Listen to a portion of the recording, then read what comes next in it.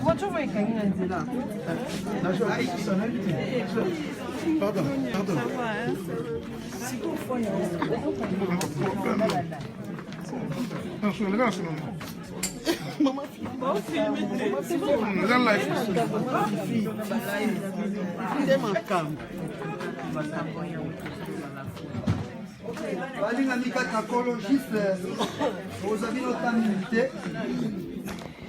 S'il vous plaît, votre attention. Tous avez notre minute, juste passer le service et puis la Italie va communiquer la biseau et tout cela. Étant des chrétiens, nous allons chanter un cantique. Après, le service la biseau. Akumbama, Yesu akumbama, na bomoi nanga. Akumbama, Yesu akumbama, na bomoi nanga. Akumbama, Yesu akumbama, na bomoi nanga. Akumbama.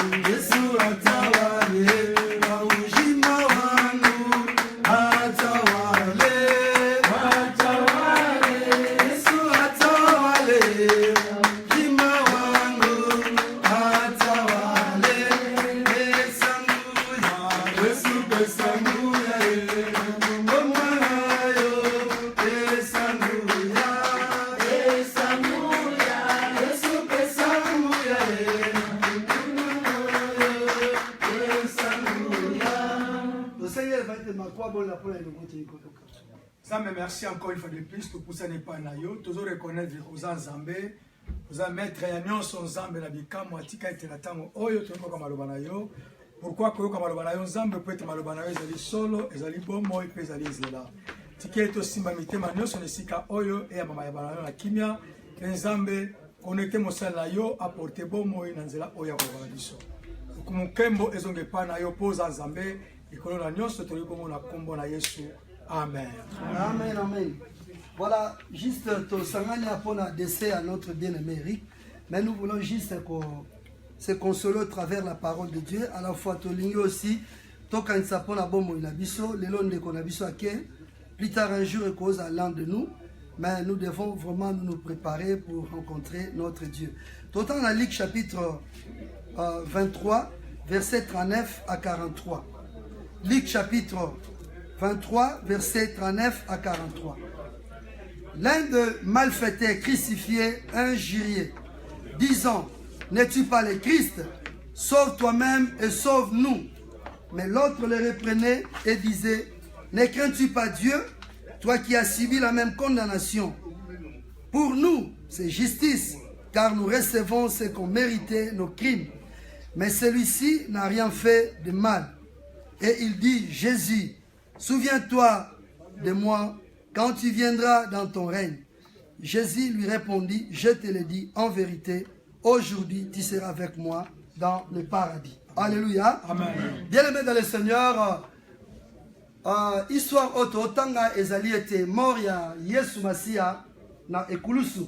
Je pense que tant total a kufa Yesu Masia na ekulusu, souvent tozala toujours na image ya croix. Croix oza pour symboliser que plus tard était Yesu akufa ki na ekulusu pona ko masumu ya mokili mobimba. Aujourd'hui ceux qui liwa ekote kati na mokili nzamba za responsabilité ezali ete po moto atosaki nzambe te ayokelaki mensonge ya Satan. c'est pourquoi liwa est acquis.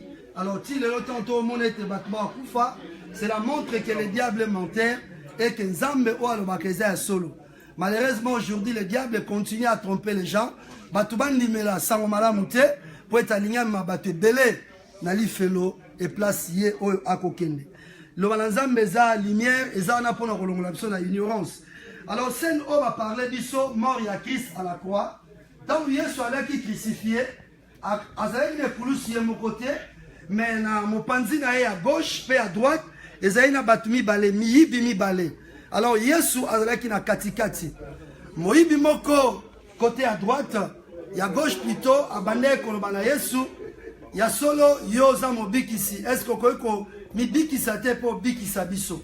Ezali maloba mo malamu te neti ya kochola ete nkolo Yesu.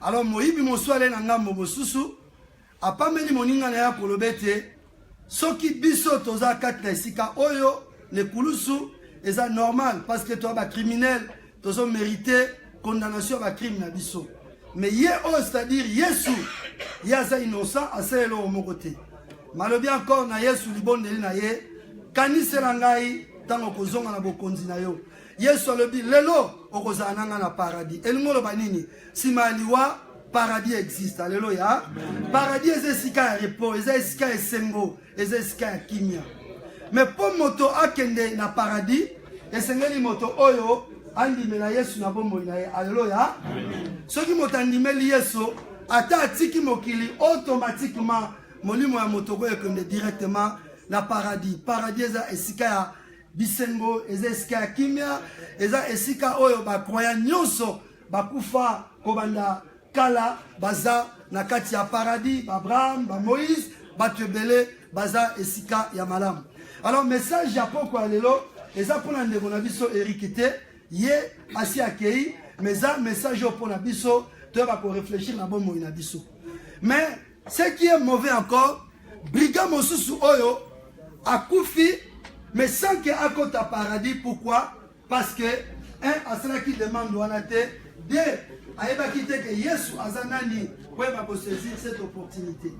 Alors via batumi balé oyo moko na gauche moko na droite eza une leçon spirituelle. Via batumi balé oyo ezolakisa image ya banzela mi balé to ezolakisa image ya ba destinée mi balé. Ba destinée ya moto simaliwa ezaka mi balé soit paradis soit lifelo. Alléluia.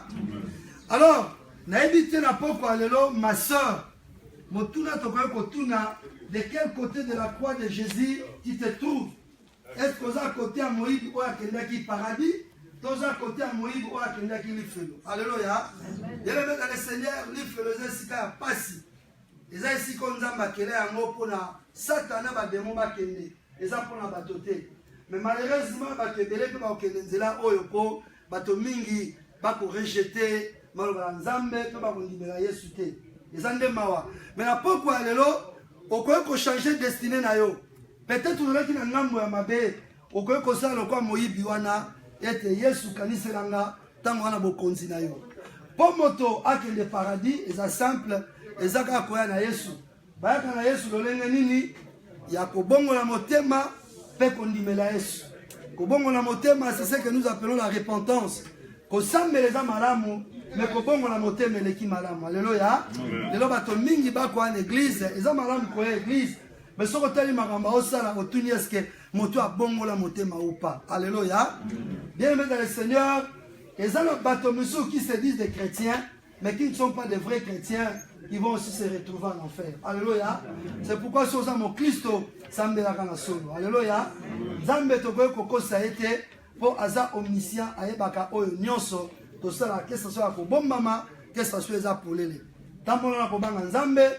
soko za mo Kristo so po ndibela Yesu te Yesu aki pona bato na mabe alléluia okoye ko bongo na motema na yo osengi pardon bolimbisi pardon ya mabe osalaka oyepa na Yesu akobwaka yote alléluia voilà un peu banzele za mibale yo pona olingi nzela lifelo ton nzela ya paradis nzamba ko bondela yo sala ko moyibi wana moso asalaki andimaki etaza moto ya masumu azali konyoko amapo ameritaki mabe na ye mabongolaki motema alobaki Yesu kaniselanga pe moto moyibi ya liboso akoti paradis. Alléluia. Pour dire que Lola eza pona motonyo, tu ezo demande, ezo sengaka bongola motema yaka na Yesu.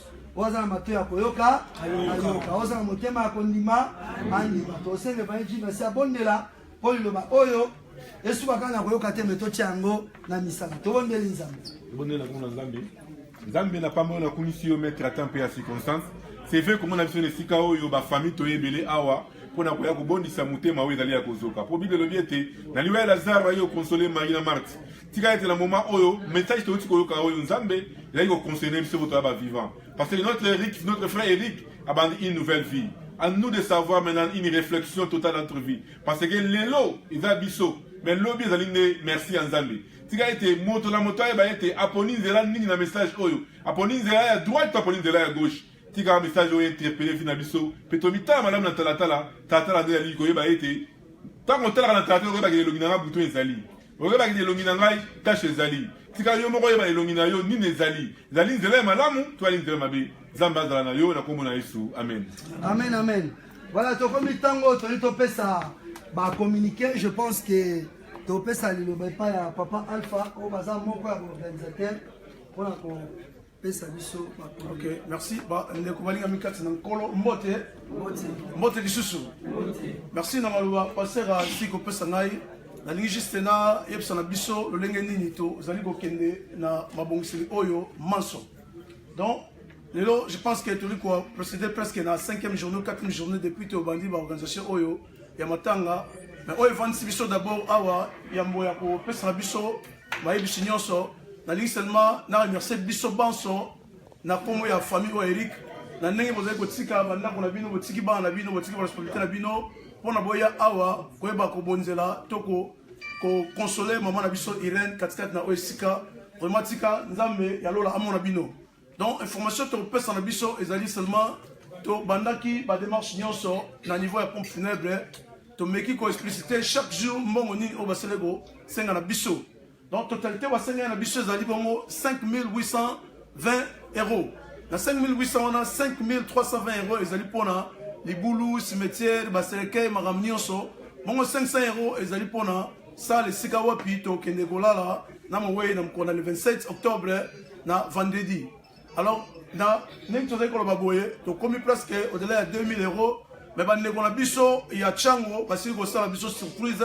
Na mon ya monter mon elle va passer je crois 2000 euros parce que prescription na poko na lelo